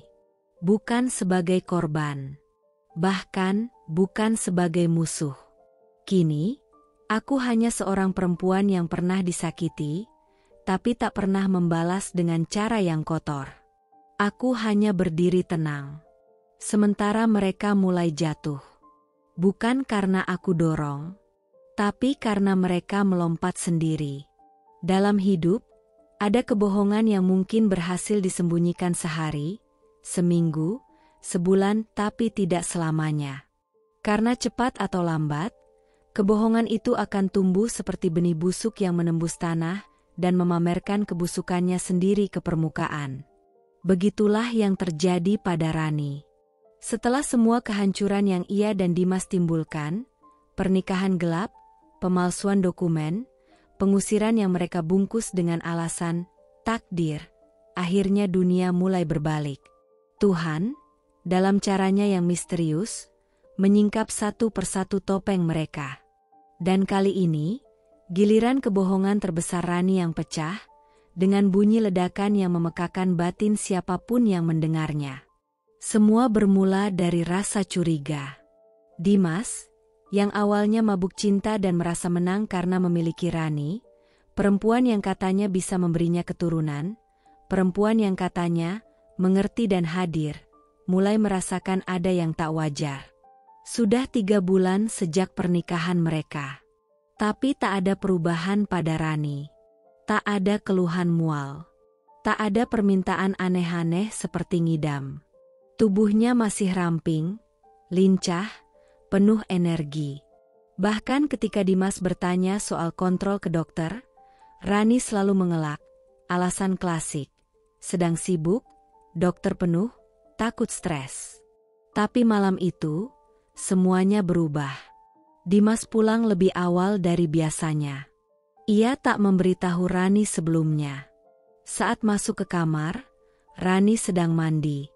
Tasnya tergeletak terbuka di sofa kecil dekat tempat tidur. Entah bisikan hati atau naluri laki-laki yang mulai merasa dibodohi, Dimas membuka tas itu, dan di sanalah ia menemukan sesuatu yang membuat darahnya berhenti mengalir. Hasil USG. Tapi atas nama orang lain. Tertulis, Dian Ayu Pratiwi, usia kehamilan 10 minggu. Matanya membelalak. Jantungnya berdentum keras. Ia mengecek ulang. Hasil cetaknya jelas. Nama pasiennya bukan Rani. Dan saat ia membuka chat di ponsel Rani, dengan kata sandi yang sudah lama ia tahu, semua kepingan puzzle bersatu. Pinjam dulu hasil USG kamu, Yan. Aku butuh buat yakinin dia. Please ya. Biar cepat dinikahin. Aku nggak mau kalah dari Sinta. Beberapa menit kemudian, kamar itu berubah jadi medan perang. Rani keluar dari kamar mandi, hanya mengenakan handuk dan wajah segar. Tapi yang ia temukan adalah Dimas berdiri di tengah ruangan dengan tatapan liar, dan tangan menggenggam hasil USG. Apa ini, Rani? Siapa ini? Siapa Dian Ayu? Rani membeku. Wajahnya pucat. Bibirnya bergetar. Ia mencoba merebut kertas itu, tapi Dimas menariknya menjauh dengan penuh kemarahan. Kamu bohongin aku, ya? Kamu gak hamil? Mas, aku bisa jelasin. Rani terduduk, matanya mulai basah. Aku cuma takut. Mas, aku takut kamu gak jadi nikahin aku. Kamu waktu itu masih ingat Sinta terus. Kamu bilang kamu butuh anak, dan aku gak yakin bisa cepat hamil. Jadi aku. Jadi kamu pinjam hasil USG temenmu? Kamu bohongin aku dari awal? Teriak Dimas, matanya merah penuh amarah. Selama ini kamu bawa-bawa perut kosong, pura-pura ngidam, pura-pura kecapean, demi ini. Demi pernikahan cepat? Rani menangis keras. Ia berlutut, memeluk kaki Dimas. Aku cuma gak mau kamu pergi. Aku gak mau kamu kembali ke Sinta. Aku udah terlalu jauh. Mas, aku gak punya siapa-siapa. Dimas menepisnya. Kamu pikir ini cinta? Cinta pakai tipuan? Aku nikah sama kamu karena kamu bilang hamil. Rani, kamu mainin aku. Kamu jebak aku. Dan malam itu, Dimas meninggalkan rumah kontrakan mereka. Membanting pintu, membawa hanya ransel kecil dan tatapan penuh kecewa. Rani, sendirian di lantai ruang tamu, hanya bisa menangis sambil memeluk lututnya. Ia kehilangan segalanya. Cinta yang dipaksakan lewat kebohongan akhirnya meruntuhkan satu-satunya pijakan yang masih ia punya. Keesokan harinya, kabar itu menyebar. Tidak perlu aku cari. Tidak perlu aku telusuri. Semesta seperti punya caranya sendiri untuk membisikkan kebenaran kepada mereka yang selama ini hanya bisa diam. Danu yang pertama memberitahu. Dimas dan Rani pecah. Dia tahu soal kehamilan palsu. Dimas pergi. Aku hanya diam lama. Menatap cangkir kopiku yang mulai dingin. Aku tidak bersorak. Tidak puas. Tidak tertawa. Tapi aku merasa dipulihkan. Karena akhirnya, bukan aku yang harus membuktikan siapa yang jahat dan siapa yang dikhianati. Mereka sendiri yang membuka kebusukan mereka ke dunia. Mereka sendiri yang saling menghancurkan dengan dusta yang mereka bangun bersama. Dan aku hanya menyaksikan dari kejauhan. Dengan hati yang tak lagi bernanah, karena luka itu perlahan berganti menjadi kekuatan. Bangkit bukanlah hal yang terjadi dalam semalam. Ia bukan keajaiban instan yang turun dari langit dan mengubah luka menjadi tawa. Bangkit adalah luka yang dijahit sendiri, pelan-pelan, sambil menahan perih. Dan itulah yang kulakukan. Sendiri. Sepi. Tapi tidak menyerah. Setelah badai panjang yang menelanjangiku dari status istri, dari rumah yang kuanggap surga, dari harga diriku sendiri, aku memutuskan untuk berdiri kembali, bukan demi siapapun, tapi demi diriku sendiri. Dengan bantuan Danu, yang tak hanya menjadi penasihat hukuku, tapi juga satu-satunya orang yang melihat potensiku saat aku bahkan tak bisa menatap cermin, aku memulai sesuatu yang dulu hanya mimpi. Sebuah butik kecil. Modalnya bukan besar, tapi cukup. Sebagian dari sisa uang yang tersisa setelah pengadilan, dan sebagian dari tabungan yang diam-diam kusisihkan saat masih bersama Dimas. Butik itu kecil. Hanya satu ruko mungil di pojok jalan di kawasan yang tidak terlalu elit, tapi cukup strategis. Plang kayu bertuliskan, Sinta Atelier, kugantung sendiri dengan tangan gemetar. Tidak ada pesta pembukaan. Tidak ada karangan bunga. Hanya aku, meja jahit, dan 10 potong koleksi pertama yang kubuat dari sisa-sisa kain yang kupilih sendiri di pasar Majestic. Awalnya butikku sepi. Beberapa minggu hanya dikunjungi tetangga kompleks dan orang-orang iseng yang masuk lalu keluar tanpa membeli. Tapi aku terus bekerja. Mendesain. Menjahit. Mengunggah hasil karyaku ke media sosial dengan caption yang kutulis sepenuh hati. Bukan hanya memamerkan gaun, tapi menceritakan kisahku. Hingga suatu hari, sesuatu yang tak pernah kuduga terjadi. Seorang influencer fashion lokal dengan ratusan ribu pengikut, yang ternyata adalah sepupu jauh dari rekan kantorku dulu, membeli salah satu dress modest hasil desainku. Ia memakainya di acara peluncuran brand skincare ternama. Fotonya tersebar. Gaun itu viral. Akun Instagram butikku meledak. Pesanan masuk deras seperti air bah. Dalam 1 minggu, aku harus menambah penjahit lepas. Dalam 1 bulan, aku punya 2 karyawan tetap. Dan dalam 3 bulan, aku diundang untuk ikut berpartisipasi di event fashion lokal Jakarta. Lalu disusul dengan undangan talk show TV swasta tentang perempuan yang bangkit dari luka. Hari aku masuk studio televisi itu, aku berdiri mengenakan desainku sendiri, gaun berpotongan anggun warna biru langit dengan detail renda yang lembut. Kamera menyapaku. Lampu sorot terang menerangi wajahku. Tapi kali ini, aku tidak lagi merasa silau. Presenter bertanya, "Sinta, kamu pernah berada di titik paling rendah dalam hidupmu. Apa yang membuat kamu bisa sampai ke titik ini?" Aku tersenyum. Tenang. Tegas. Karena saya tahu, saya tidak harus menunggu orang lain menyelamatkan saya. Saya sendiri adalah penyelamat yang saya butuhkan. Saya bukan hanya korban. Saya juga pemenang. Dan inilah pembuktian saya. Tepuk tangan menggema di studio. Tapi di hatiku, hanya ada bisikan kecil yang penuh syukur. Terima kasih, Tuhan. Kau izinkan aku jatuh, agar aku tahu rasanya berdiri sendiri. Dan kau pulihkan aku, bukan lewat balas dendam, tapi lewat keberhasilan yang tak bisa mereka sangkal. Malam itu aku sedang duduk di ruang kerja kecilku, di balik meja kayu yang dulu kubeli bekas. Kini penuh tumpukan sketch desain, lembar order, dan undangan kolaborasi dari brand-brand yang dulu bahkan tak pernah kulirik. Lampu gantung temaram menggantung di atas kepala, menambah kesan tenang di malam yang mulai larut. Di luar jendela, suara hujan mengetuk pelan, seolah ikut menemaniku dalam kesunyian yang tak lagi menyakitkan. Karena sekarang, sunyi bukan lagi musuh. Ia adalah sahabat yang menemaniku tumbuh dalam diam. Dan tiba-tiba, ponselku menyala. Sebuah nama muncul di layar, nama yang pernah membuat jantungku berdebar antara cinta dan luka. Dimas.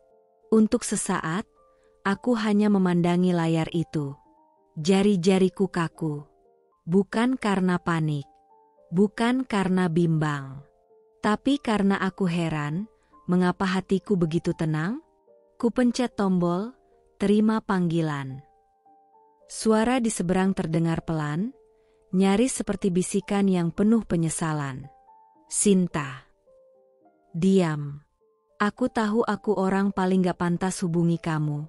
Tapi aku gak bisa diam lagi. Aku cuma pengen bilang satu hal. Aku tak menjawab. Aku membiarkannya bicara. Mungkin karena aku ingin mendengar, atau mungkin karena aku tahu, ini akan menjadi akhir yang paling melegakan. Aku salah, Sin.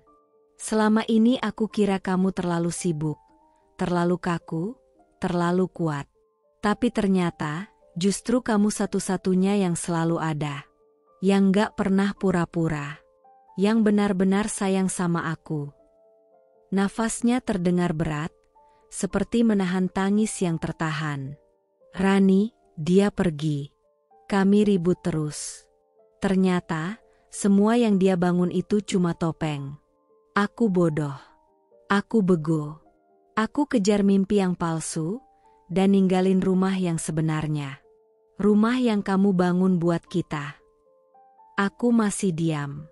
Masih menatap layar. Dimas tak tahu bahwa setiap katanya bukan lagi pisau, tapi pantulan kekosongan. Karena aku sudah lama mengosongkan ruangnya dari hatiku. Sinta, bolehkah aku mulai dari awal?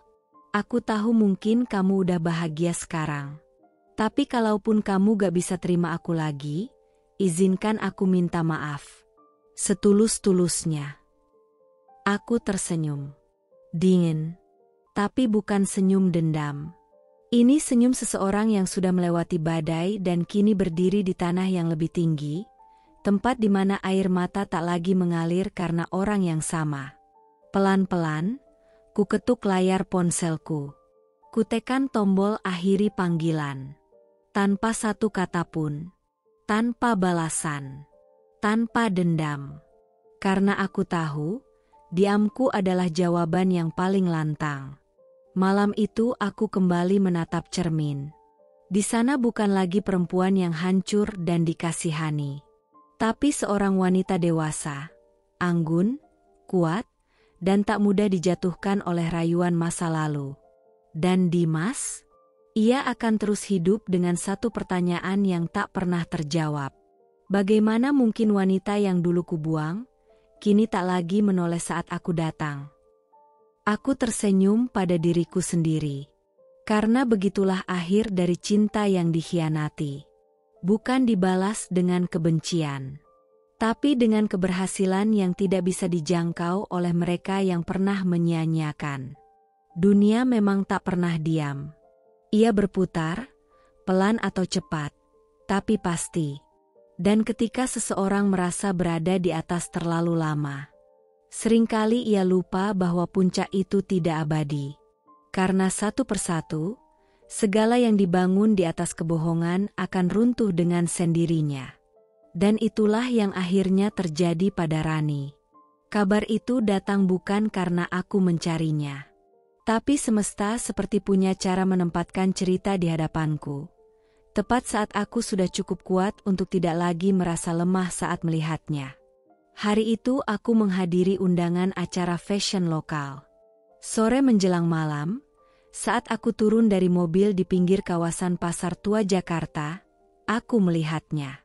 Sosok yang dulu begitu kupeluk sebagai sahabat, yang kemudian menghancurkan semua yang kupunya. Rani, duduk di pinggir trotoar. Rambutnya yang dulu selalu tertata rapi kini kusut tergerai. Wajahnya pucat, tirus, dan matanya sembab seperti habis menangis berhari-hari. Di sebelahnya ada satu tas jinjing kumal yang penuh dengan pakaian bekas dan kosmetik yang sudah aus. Di pangkuannya tergenggam sebuah kotak perhiasan murah, yang mungkin hendak ia jual ke toko loak seberang jalan. Ia duduk diam, menatap kosong ke lalu lalang orang. Menyeka air mata yang turun tanpa suara. Seolah hidup tak lagi punya warna. Seolah dunia terlalu keras untuk ia hadapi sendiri. Dan dari jauh, aku melihatnya. Tepat di tempat yang sama seperti dulu aku pernah alami. Duduk di pinggir dunia, sendirian, dihancurkan, dan ditinggalkan. Kudengar dari Danu, Dimas benar-benar meninggalkannya. Bukan hanya pergi dari rumah kontrakan, tapi benar-benar memutus komunikasi. Tak menafkahi, tak peduli. Sementara Rani, setelah skandal pernikahan palsunya terungkap, dipecat dari firma hukum tempat ia bekerja. Rekan-rekannya menjauh. Namanya jadi bahan pergunjingan di komunitas hukum. Ia sempat pindah-pindah kontrakan. Tapi karena tak punya penghasilan tetap, ia tak bisa membayar sewa. Dan akhirnya, ia diusir. Baju-baju mahalnya dijual. Tas branded, sepatu heels, bahkan parfum-parfum mewah yang dulu ia pamerkan saat masih merampas kebahagiaanku, semua tinggal kenangan. Yang tersisa hanyalah seorang perempuan yang kehilangan segalanya, bahkan harga dirinya. Aku berdiri di seberang jalan, melihatnya dari balik kaca mobil. Ada getar aneh di dadaku. Bukan puas, bukan senang, tapi campuran antara iba dan kelegaan. Karena akhirnya, aku tahu, Tuhan tidak tidur. Dan luka yang dulu ia tancapkan di dadaku, kini sedang menggores punggungnya perlahan. Ia tak melihatku, atau mungkin tak mengenaliku. Aku kini bukan lagi perempuan yang pernah ia injak-injak martabatnya. Aku bukan lagi Sinta yang dibuang tanpa ampun. Aku berdiri dengan wajah yang baru, lebih dewasa, lebih tegar, lebih berharga. Dan dalam diamku, aku berbisik dalam hati. Rani, kamu duduk di tempat yang sama seperti dulu aku pernah duduki. Bedanya, Aku bangkit dari sana. Kamu memilih menjatuhkan dirimu sendiri ke titik itu. Aku tak turun dari mobil. Aku tak menghampirinya. Bukan karena aku kejam, tapi karena aku tahu, belas kasih yang ia butuhkan bukan datang dari orang yang pernah ia hianati. Aku sudah memaafkan, jauh sebelum hari ini. Tapi memaafkan, bukan berarti membuka pintu yang dulu pernah ia hancurkan tanpa rasa bersalah. Karena kini aku tahu, keadilan tak selalu datang dalam bentuk hukuman. Kadang, ia datang dalam bentuk pelajaran yang tak akan pernah dilupakan. Kadang cinta tidak datang dengan gemuruh. Tidak datang seperti petir di langit gelap. Ia hadir perlahan, seperti matahari pagi yang menyelinap lewat selat tirai, menghangatkan kulitmu, tanpa kamu sadar sejak kapan kehadirannya mulai berarti. Begitulah Danu dalam hidupku. Awalnya dia hanya sosok netral dalam badai yang mengacaukan segalanya. Pengacara muda yang datang dengan bukti, dengan logika, dengan sikap profesional. Tapi di balik itu semua, ada sesuatu yang tak pernah kutemukan pada Dimas. Ketulusan tanpa syarat. Setelah sidang terakhir selesai dan dokumen pembagian harta rampung, ia tak langsung pergi. Sebaliknya, ia tetap tinggal. Bukan sebagai pengacara, bukan sebagai penyelamat, tapi sebagai teman. Saat malam-malamku masih gelap dan penuh sesak oleh luka yang belum pulih, Danu datang dengan 2 gelas kopi dan candaan receh yang entah kenapa berhasil membuatku tertawa. Saat aku mulai membangun butikku, dan sempat kelelahan hingga hampir menyerah karena pesanan menumpuk dan modal tipis, dia datang membawa printer bekas dari rumahnya sendiri. Biar kamu gak perlu ke warnet lagi tiap cetak invoice, katanya sambil tersenyum. Senyum yang pelan-pelan, mulai terasa hangat. Ia tak pernah memaksaku membuka diri. Tak pernah memintaku bercerita soal luka-luka lama. Tapi ia juga tak pernah pergi ketika aku tiba-tiba menangis di tengah cerita yang seharusnya lucu. Ia hanya duduk di sana, diam sambil menyerahkan tisu, atau membiarkanku menyandarkan kepala di pundaknya sebentar saja, cukup lama untuk merasa aman. Hubungan kami tumbuh tanpa pretensi. Tak ada bunga, tak ada gombalan murahan, tapi ada perhatian, ada kehadiran. Saat ulang tahunku tiba, ia tak memberiku hadiah mahal. Hanya satu kotak kecil berisi gunting kain ukiran kayu, dengan inisial namaku diukir di pegangannya. Saya tahu tanganmu akan sibuk terus, Sin. Tapi setidaknya, biar alat kerjamu selalu ingatkan kamu sudah jauh melangkah dari titik nol. Hatiku gemetar. Karena untuk pertama kalinya sejak lama, aku merasa dicintai bukan karena tubuhku, bukan karena statusku, bukan karena ambisi seseorang tapi karena aku, dengan luka, masa lalu, dan segala ketidaksempurnaku. Kami belum berbicara soal masa depan. Tapi cara ia menggenggam tanganku saat kami berjalan di sepanjang lorong pameran karya fashion lokal. Cara ia memayungiku saat hujan turun tiba-tiba, meski jas hujan cuma satu. Cara ia menatapku lama ketika aku tertawa lepas. Semuanya adalah jawaban pelan yang tak butuh kata-kata. Aku tahu, Danu tak datang untuk mengisi kekosongan. Ia datang saat hatiku sudah siap diisi kembali. Dan di malam itu, saat kami duduk berdua di balkon butikku, memandangi lampu-lampu kota dari kejauhan, aku membisikkan kalimat pertama yang begitu lama tertahan. Terima kasih, Danu, karena kamu tidak mencoba menyelamatkanku, tapi berjalan bersamaku untuk sembuh. Ia menoleh, lalu tersenyum. Karena aku tahu, kamu bukan wanita yang butuh diselamatkan.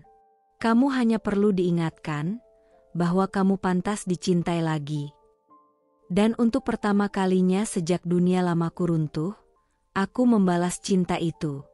Bukan dengan ragu, tapi dengan hati yang sudah selesai berdamai dengan masa lalu. Hidup memang aneh. Dulu, Aku menangis karena ditinggalkan tanpa perasaan. Kini, aku menangis karena ada seseorang yang memilih bertahan dan menunjukkan bahwa cinta bisa datang tanpa menyakitkan. Malam itu, langit kota Jakarta bersih, seolah ikut merayakan sesuatu yang bahkan belum terjadi. Gedung pertemuan besar tempat acara Fashion Women Empowerment Awards digelar dipenuhi lampu-lampu kristal dan denting gelas yang terdengar mewah. Aku, yang dulunya hanya seorang perempuan patah hati dengan sisa tabungan dan kain potong kiloan, kini berdiri di tengah ratusan tamu undangan, mengenakan dress rancanganku sendiri, dengan makeup profesional dan undangan kehormatan sebagai desainer muda inspiratif. Saat namaku disebut dan aku melangkah ke atas panggung, langkah kakiku sempat gemetar. Bukan karena takut, tapi karena aku bisa merasakan betapa jauhnya perjalanan ini telah membawaku. Tepuk tangan menggema. Cahaya sorot menerpa wajahku. Aku menerima trofi mungil itu dengan tangan yang sempat dulu menggigil karena trauma. Dan saat mikrofon disodorkan ke arahku, aku hanya bisa berkata dengan suara bergetar. Dulu, aku kehilangan segalanya. Tapi hari ini, aku tahu, aku tidak pernah benar-benar kalah. Karena aku bangkit. Aku pulih. Dan aku berdiri di sini bukan karena tak pernah jatuh, tapi karena aku memilih untuk tidak menyerah. Tepuk tangan kembali terdengar. Beberapa tamu bahkan berdiri. Hatiku meleleh, bukan karena pujian, tapi karena aku tahu, aku telah menyembuhkan diriku sendiri. Namun belum sempat aku turun dari panggung, seorang pria melangkah naik dari sisi kanan panggung. Langkahnya tenang. Wajahnya penuh keyakinan. Danu. Awalnya aku mengira ia hanya ingin memelukku atau memberikan ucapan selamat secara langsung. Tapi saat ia menghampiriku, dengan mata yang berkaca-kaca, tangan kirinya menyelip ke dalam saku jasnya, dan ketika ia berlutut di hadapanku, waktu seolah berhenti. Semua tamu terdiam. Kamera menyorot. Musik latar berganti lembut. Dan hanya suara Danu yang terdengar menggema di ruangan. Sinta, kamu pernah diajarkan dunia bahwa cinta itu menyakitkan. Tapi aku ingin jadi orang yang membuktikan bahwa cinta bisa menyembuhkan. Aku tak berjanji akan membuat hidupmu selalu mudah. Tapi aku berjanji akan selalu ada, menggenggam tanganmu di hari baik dan hari buruk. Bolehkah aku jadi bagian dari hari-harimu? Will you marry me? Tangisku pecah seketika. Tapi kali ini, bukan karena luka. Bukan karena ditinggal. Bukan karena dihina. Tapi karena untuk pertama kalinya, aku dicintai dengan benar. Aku tak bisa berkata-kata. Aku hanya mengangguk, dengan air mata haru membasahi pipi. Dan saat Danu menyematkan cincin itu di jariku, seluruh ruangan meledak dalam tepuk tangan dan sorakan. Lampu-lampu seperti bintang yang bersinar lebih terang malam itu. Fotografer memotret. Musik mengalun pelan. Tapi dunia di mataku hanya ada kami berdua. Dalam pelukannya, aku berbisik, dengan suara lirih tapi penuh keyakinan. Terima kasih, karena kamu tak menunggu aku sempurna untuk mencintaiku. Dan ia menjawab, pelan, tapi dalam. Kamu sudah sempurna sejak memilih untuk bangkit. Malam itu bukan hanya malam lamaran. Itu adalah malam penyembuhan. Penutup dari luka lama. Pembuka babak baru dalam hidup. Bersama seseorang yang tak hanya jatuh cinta pada hasil akhirnya, tapi menghargai proses sakit yang membentukku. Aku pernah membayangkan hari pernikahan seperti adegan di film, gaun putih menjuntai megah, dekorasi mewah, tamu berkelas, dan senyuman yang disambut tepuk tangan panjang.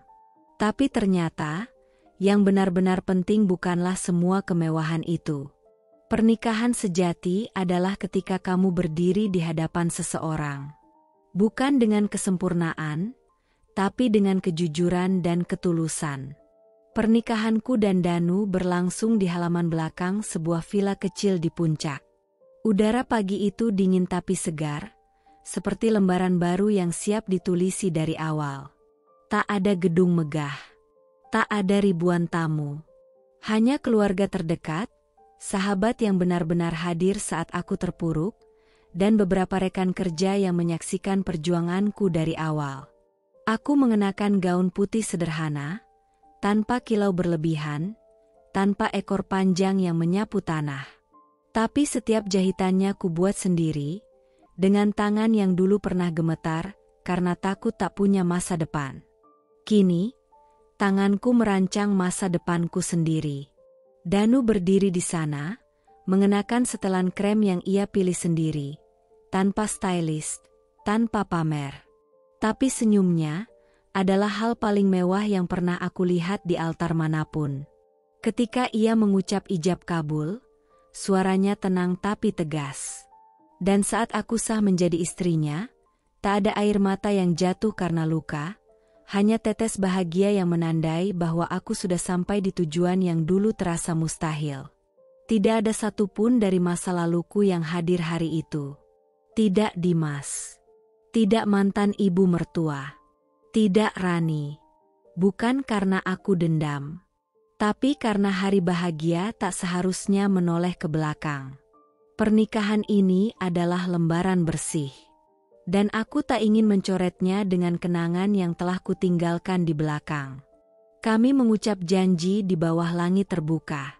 Angin pelan meniup tirai putih yang tergantung di altar bambu. Burung-burung melintas, seperti ikut memberi restu. Danu menggenggam tanganku dan berkata di hadapan semua orang, "Aku tidak berjanji akan membuatmu selalu bahagia. Tapi aku berjanji akan menjadi alasanmu untuk tetap kuat saat kamu ingin menyerah. Aku tidak ingin memperbaiki masa lalumu. Aku hanya ingin menjadi bagian dari masa depanmu." Dan aku hanya bisa mengangguk, menahan tangis.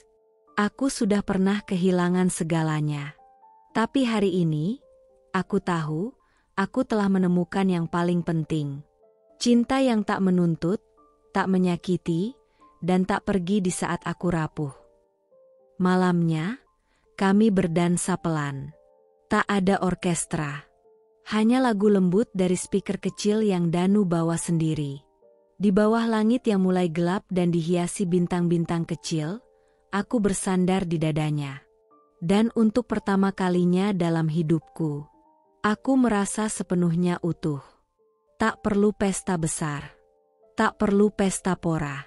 Karena kami tahu, pernikahan ini bukan soal acara, tapi soal dua hati yang saling memilih. Tanpa kebohongan, tanpa topeng, tanpa pengkhianatan. Hari itu, aku tidak hanya menjadi istri. Aku menjadi versi terbaik dari diriku sendiri. Yang pernah dihancurkan, pernah dibuang, tapi akhirnya dipeluk oleh cinta yang benar. Hari itu seperti hari biasa. Aku dan Danu membawa anak angkat kami, Aidan, jalan-jalan ke mall sepulang sekolah. Tak ada rencana istimewa, hanya makan siang di food court, membeli sepatu kecil untuk Aidan yang sedang senang-senangnya belajar berlari, dan mungkin mampir sebentar ke toko buku. Kami tertawa sepanjang lorong. Danu memanggul Aidan di pundaknya, sementara aku berjalan di samping mereka, menggandeng tangan mungil anak yang telah mengisi ruang kosong dalam hidup kami. Aidan memanggilku, "Mama," sejak 6 bulan lalu, dan setiap kali ia mengucapkannya, hatiku selalu hangat, seolah semesta sedang memelukku. Aku benar-benar lupa bahwa semesta juga kadang suka bermain-main dengan kejutan. Dan itulah yang terjadi saat aku berbelok ke lorong toko mainan. Di sana, tepat di dekat bangku tunggu, aku melihat mereka. Dimas dan Rani. Aku mengenali mereka dalam sekali pandang, meski wajah mereka jauh berbeda dari yang terakhir kulihat di layar ponsel bertahun lalu. Wajah Dimas tirus. Matanya sayu, rambutnya lebih tipis dan ada garis usia di dahinya. Rani duduk di sampingnya, memegang tas lusuh di pangkuan, mengenakan baju polos yang jauh dari kemewahan yang dulu selalu ia banggakan. Mereka melihatku. Mata mereka membelalak. Seolah tak percaya bahwa perempuan yang dulu mereka hancurkan kini berdiri tegak di depan mereka. Bukan dalam air mata, tapi dalam tawa dan cinta. Mata Dimas menatapku lama. Seperti seseorang yang sedang melihat semua kemungkinan yang tak pernah akan ia miliki lagi. Rani hanya bisa menunduk. Matanya berair. Seperti sedang berusaha menyembunyikan sisa-sisa malu yang masih ada. Dan aku hanya tersenyum. Bukan senyum angkuh. Bukan juga sinis. Tapi senyum seseorang yang telah selesai. Senyum seorang wanita yang tidak lagi membawa luka di hatinya. Karena luka itu sudah menjadi pelajaran, bukan lagi beban. Aku menggandeng tangan Danu lebih erat. Ia menoleh, mengangguk, seolah tahu apa yang sedang terjadi. Ia tak perlu bertanya. Ia hanya memindahkan Aidan dari pundaknya ke pelukanku. Dan dengan langkah ringan, kami melewati mereka. Tanpa satu kata. Tanpa satu tatapan dendam. Hanya langkah tenang, dari seseorang yang sudah menang. Aku tidak menoleh ke belakang. Karena kini aku tahu, yang mengkhianatiku dulu telah dihukum oleh keputusan mereka sendiri. Dan aku telah dimerdekakan oleh pilihan-pilihanku yang baru. Dulu aku pernah membenci mereka. Pernah bertanya, kenapa aku?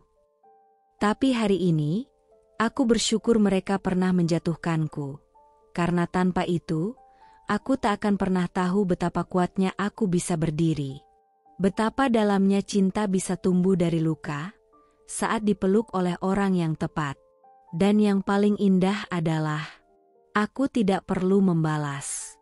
Karena semesta sudah tahu, siapa yang layak untuk bahagia. Pengkhianatan pernah menjadi badai yang memorak-porandakan seluruh hidupku. Ia mencabutku dari akar yang kupikir aman, merobek harapanku, dan menjatuhkanku ke dasar paling gelap yang pernah kutapaki. Aku pernah menjadi perempuan yang hanya bisa menangis dalam diam. Perempuan yang kehilangan rumah, kehilangan cinta, kehilangan harga diri. Aku sempat percaya bahwa hidupku telah usai. Bahwa tak ada lagi harapan di ujung luka. Tapi ternyata, Tuhan tidak pernah membiarkan air mata jatuh sia-sia. Dari reruntuhan itulah aku membangun diriku kembali. Dengan tangan gemetar dan hati yang penuh retak, aku menyusun ulang hidupku, batu demi batu, bukan untuk membalas, tapi untuk bangkit. Dan saat aku berhenti mencari kebahagiaan dari orang lain, aku menemukannya di dalam diriku sendiri. Kini aku tahu bahwa luka bukan akhir dari segalanya. Bahwa pengkhianatan bukan kutukan. Dan bahwa hancur bukan berarti tak bisa utuh lagi. Justru karena hancur, aku belajar mencintai diriku lebih dalam. Justru karena dikhianati, aku belajar memilih cinta yang sehat. Dan justru karena dibuang, aku akhirnya menemukan tempat di mana aku dihargai seutuhnya. Terima kasih untuk semua luka. Untuk air mata. Untuk malam-malam sepi. Untuk pintu yang ditutup di wajahku. Karena tanpamu, aku takkan sekuat ini. Dan pada akhirnya, aku bukan perempuan yang dikasihani karena disakiti. Tapi dihormati, karena mampu bangkit dan memilih bahagia. Cerita ini menggambarkan perjalanan seorang perempuan yang dikhianati oleh orang-orang terdekatnya, suami yang ia cintai dan sahabat yang ia percayai. Ia dijatuhkan, diusir, dan kehilangan segalanya, termasuk harga diri dan tempat tinggal. Namun dari titik terendah itulah, ia bangkit. Dengan luka yang belum sembuh sempurna, ia memilih untuk berdiri kembali. Ia membuktikan bahwa pengkhianatan tidak akan menghancurkan seseorang yang memilih untuk sembuh, bukan untuk membalas. Dengan bantuan orang baik yang datang di waktu yang tepat, ia membangun hidup barunya, menemukan cinta yang sehat, dan menjadi sosok yang lebih kuat dan utuh. Pada akhirnya, ia tak butuh balas dendam. Karena kebahagiaannya adalah jawaban paling lantang untuk semua rasa sakit yang pernah ia alami. Cerita ini mengajarkan, jangan pernah menganggap dirimu lemah hanya karena kamu dikhianati. Luka bisa menjadi bahan bakar untuk tumbuh. Dan kadang, balas dendam terbaik bukanlah membuat mereka menderita, tapi menunjukkan bahwa kamu bahagia tanpanya.